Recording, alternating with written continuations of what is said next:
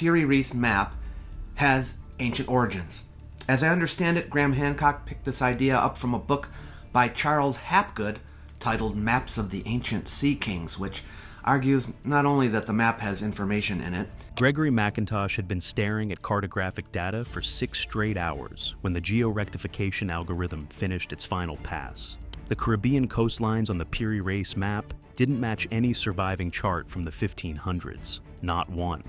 The AI had just identified the fingerprints of a map that history says was destroyed over 500 years ago. A map drawn by Christopher Columbus himself.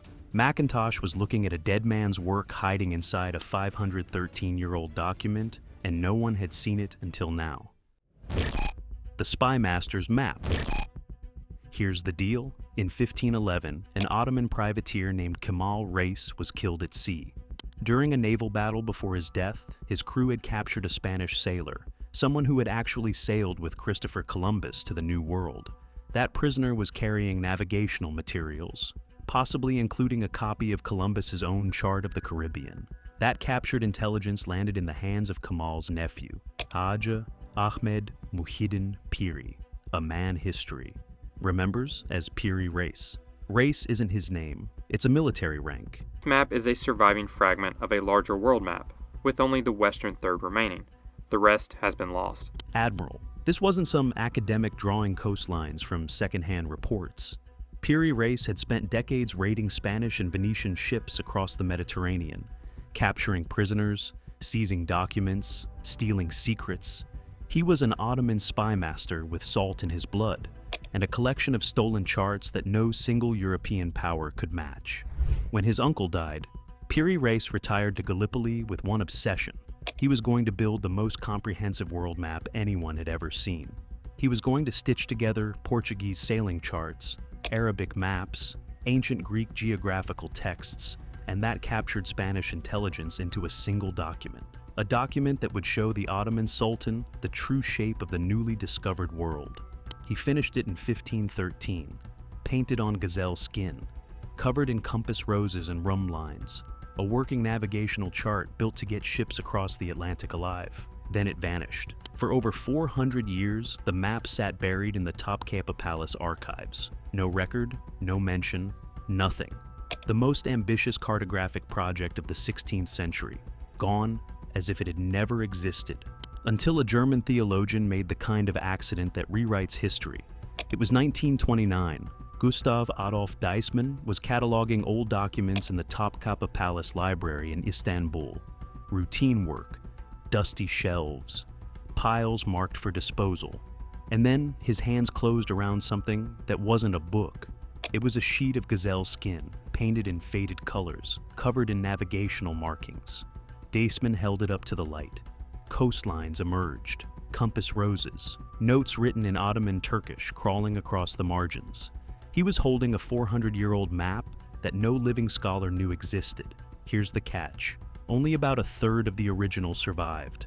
The fragment measures roughly 87 by 63 centimeters. The rest is gone. The text here states, "This country is a waste. Everything is in ruin, and it is said that large snakes are found here." But what remained showed the Atlantic Ocean, parts of Western Europe, the African coast, and, this is where it gets dangerous, incredibly detailed coastlines of South America and the Caribbean.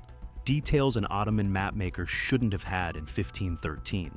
Not without help from sources that came directly from the voyages of discovery. Today it's a UNESCO memory of the world document. They almost never display it. The gazelle skin is too fragile. But what Piri Reis wrote in the margins of that map, that's what sent historians into a century-long spiral. And it's what eventually led researchers to feed the whole thing into an AI. But the margins weren't even the most disturbing part. The confession. Most mapmakers in 1513 guarded their sources like state secrets, and they were state secrets. Portugal executed people for leaking navigational charts.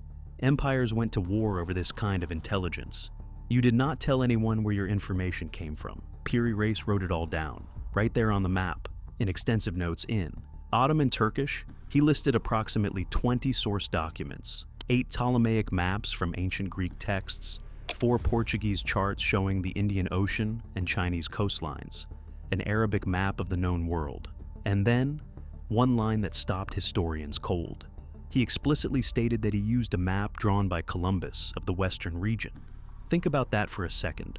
Christopher Columbus made 4 voyages to the Americas between 1492 and 1504. He kept logs. He made observations. He almost certainly drew charts of every coastline, every harbor, every island he encountered. But today, not a single map drawn by Columbus has survived. 0. Every one of them is gone, lost to fire, decay, or the chaos of colonial record-keeping.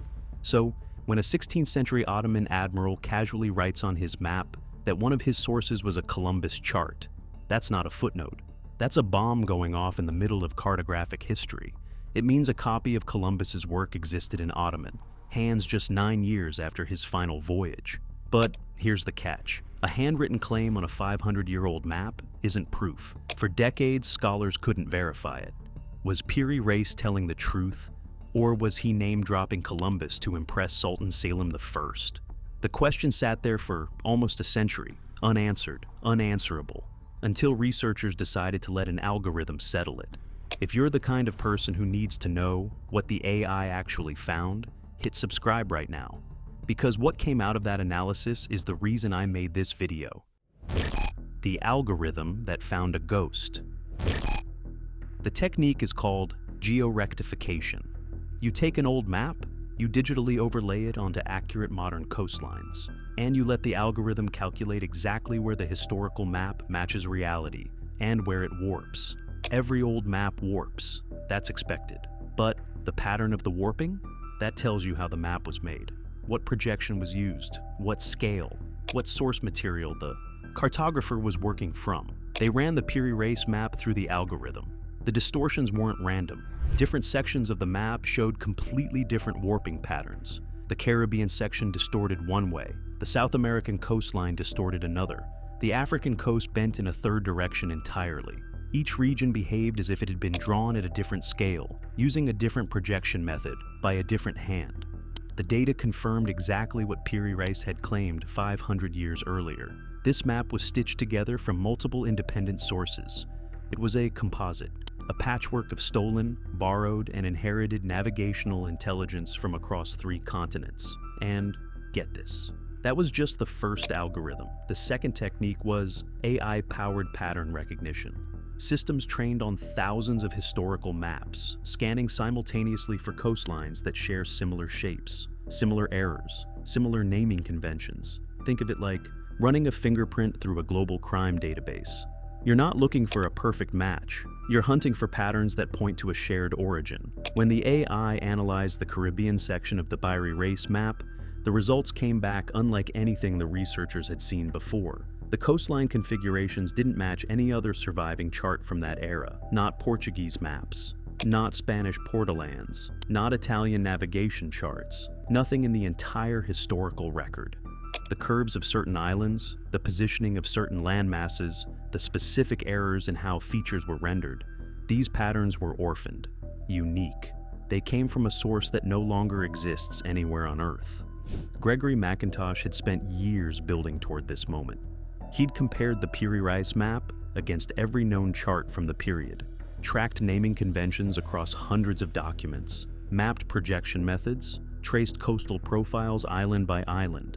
And when the AI, results landed on top of his years of manual analysis, the conclusion locked into place with a precision that left no room for doubt.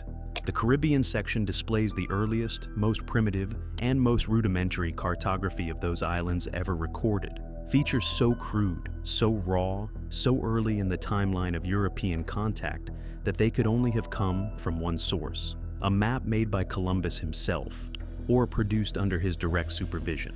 Around 1495 or 1496, the algorithm had found something that shouldn't exist, a ghost. But the forensic evidence, that was even more devastating. Fingerprints of a dead man. Let me show you exactly what this looks like, because this isn't speculation, this is forensic. Look at Hispaniola on the Piri Reis map, the island that's now Haiti and the Dominican Republic. It's massive, grotesquely oversized, and it's oriented north to south instead of east to west. That seems like a bizarre, almost disqualifying error, until you understand what Columbus believed. Here's the deal. Columbus sailed west in 1492, absolutely convinced he would reach Asia. His navigation charts showed a large rectangular island called Cipangu, Marco Polo's name for Japan, sitting in the Western Ocean. When Columbus reached Hispaniola in December 1492, he wrote in his diary that he believed he had found Cipangu, Japan. He was certain of it. Now look at how Cipangu appeared on late medieval European charts. Large, rectangular, oriented north to south. Now look at Hispaniola on the Piri Reis map. Identical. Columbus drew what he thought he found, not what was actually there. And that error, that beautiful damning error, is a signature. A fingerprint that could only belong to Columbus or someone working directly from his observations. But here's the catch. It gets worse. The western coast of Hispaniola, missing. The Gulf of Gonave, gone. Completely absent from the Piri Reis depiction. Why? Because Columbus never explored those western shores during his early voyages. He never saw them. So, they don't appear. The map doesn't just contain Columbus's knowledge, it contains his ignorance. And that's even more powerful as evidence. The AI pattern analysis confirmed one more layer. Place names in the Caribbean section follow naming conventions documented specifically during Columbus's first and second voyages. Names from the Bahamas, Jamaica, Cuba, Hispaniola, recorded in the Taino indigenous language but transliterated into Arabic script. The naming timeline matches a narrow window, not the third or fourth voyages, the first and second. 1492 to 1496. Every single data point converges on the same conclusion. Somewhere in the chain of intelligence that fed into Piri Reis's workshop in Gallipoli, there was a chart that originated with Columbus himself. A chart that captured what he saw, what he believed, and what he got wrong during those first extraordinary years of contact with the New World. That chart has been lost for over 500 years. But its ghost was hiding inside another map the entire time, waiting for technology sophisticated enough to see it. And that ghost nearly stayed buried forever, because of a lie that infected the entire story for decades. The lie that almost buried everything. If you've heard of the Piri Reis map before, you probably heard something completely different from what I just told you.